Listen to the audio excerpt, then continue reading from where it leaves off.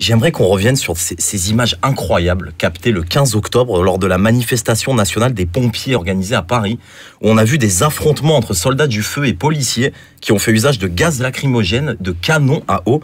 Qu'est-ce que ça dit de la société quand on voit des policiers s'affronter avec les pompiers ?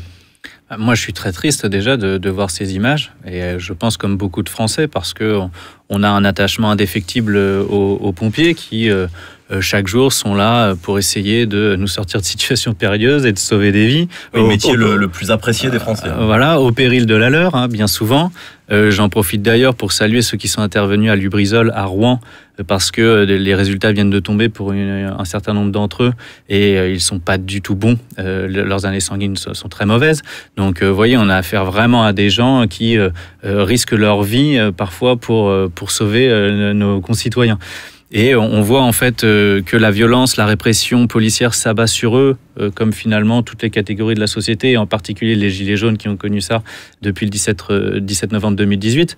Je crois que ça va avoir un impact assez fort dans l'opinion publique, parce que la propagande médiatique s'était attachée à réduire le mouvement des Gilets jaunes à la violence, pour essayer en quelque sorte de faire accepter les violences policières en disant que les Gilets jaunes étaient violents.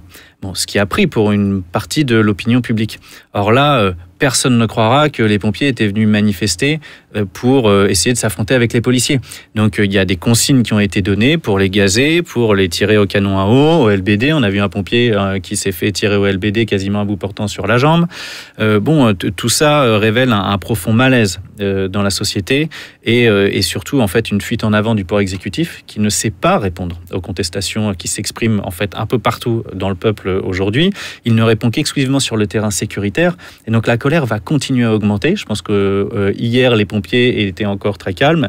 Demain, vous aurez une partie en tout cas qui va se radicaliser malheureusement, parce que ils voient qu'on n'essaye absolument pas de répondre à leurs préoccupations. Et je dirais que plus largement, en fait, c'est la conséquence de ces politiques néolibérales qui bénéficient exclusivement aux ultra riches.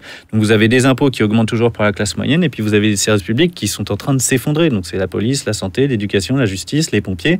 Et on voit d'ailleurs qu'en ce moment, on a un contexte politique au niveau international qui est extrêmement explosif. Quand on voit ce qui se passe en Équateur, sur une question d'augmentation de la taxe sur le carburant d'ailleurs, on voit ce qui se passe également à Barcelone ou à Hong Kong. Donc en réalité, on a affaire aujourd'hui à une politique qui est en train de détruire les classes populaires et les classes moyennes.